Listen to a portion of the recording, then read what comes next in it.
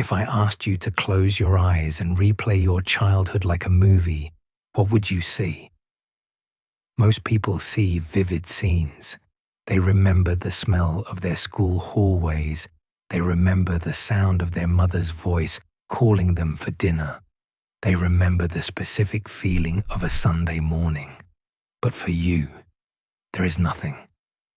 When you look back at the first 10 or even 15 years of your life, you don't see a movie. You see static. You see a thick, impenetrable grey fog. You might know facts. You can say, I lived in this house, or I went to that camp. But you don't feel the memories. It feels like you're reading the biography of a stranger, not remembering your own life. You might have asked yourself, did something terrible happen to me? Why is my memory so bad?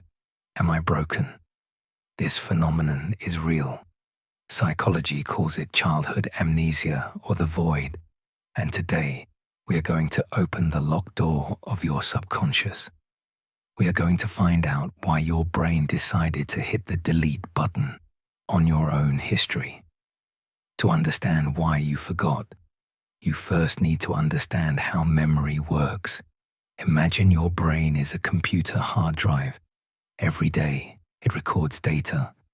But the brain has a very smart, protective program running in the background. Let's call it the editor. The editor's job is survival. If a child is living in an environment that is overwhelmingly stressful, maybe due to fighting parents, a chaotic household, or constant fear, the editor realizes that keeping these memories is dangerous. To survive the trauma of today, you need to forget the trauma of yesterday. So, the editor takes the file of your memory, corrupts the data, and hides it in a restricted folder. This is scientifically known as dissociative amnesia. It wasn't a mistake. It was a brilliant strategy. You survived your childhood precisely because you couldn't remember it. The fog was your shield. It allowed you to wake up every morning and be a normal kid, even if your world was falling apart. But there is a quieter, more common reason for the void. It is called childhood emotional neglect, or SIN.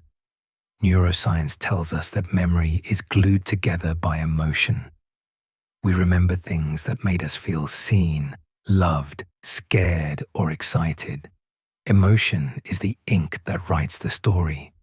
But what if you grew up in a home where emotions were ignored? What if nobody asked, how was your day? What if your sadness was met with silence?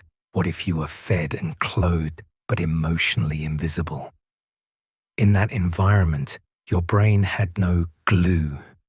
A boring, lonely day where nothing happens doesn't get saved to the hard drive. If you spend 10 years trying to be invisible, trying to be a good kid who demands nothing, your brain simply stopped recording. You don't have memories because, in a deep psychological sense, you weren't fully alive. You were just existing. You were in power-saving mode for a decade. Living without a history comes with a severe side effect in adulthood. If you don't remember who you were, how do you know who you are? People with the void often develop the chameleon personality. You are incredibly adaptable. You can walk into any room, read the energy, and become exactly who people want you to be. You're a mirror, but when you are alone, you feel a deep sense of emptiness.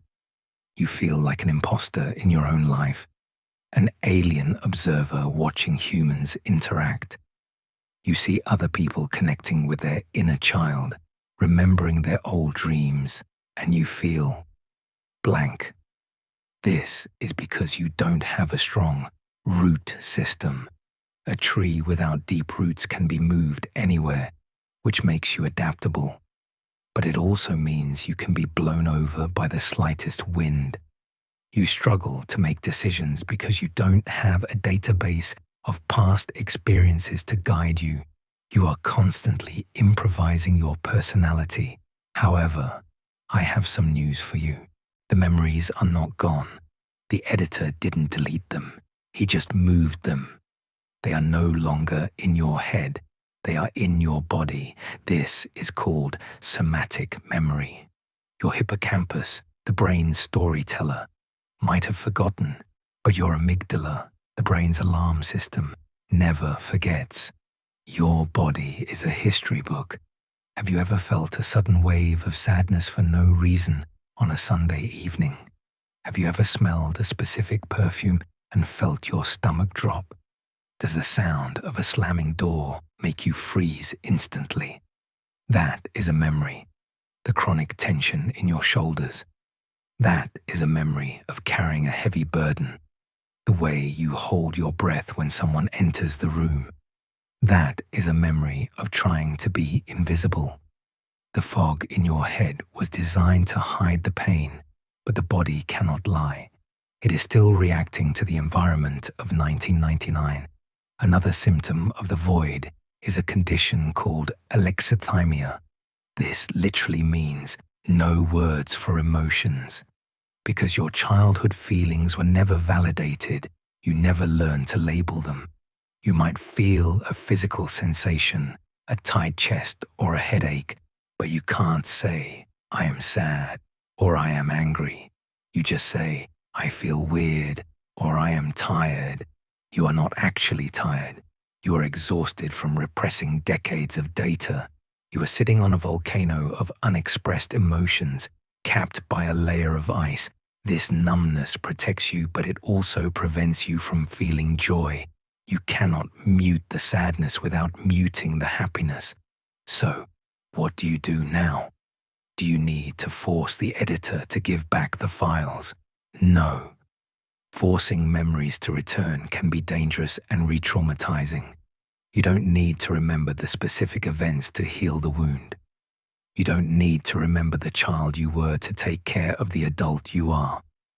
Healing starts with integration. First, acknowledge the void. Stop judging yourself for not remembering. Accept that your brain protected you. Thank the editor for his service. Second, listen to your body. When you feel that sudden anxiety, ask yourself, how old do I feel right now? Usually, you will feel very small. That is the memory. Third, plant new roots. You might not have a past, but you have a now. If you feel empty, fill that void today. Create new traditions. You are not defined by the blank pages in your book. You are defined by the pen you hold in your hand right now. The fog protected you when you were small, but you are big now. You are safe. You can handle the story. Welcome to the loop. Subscribe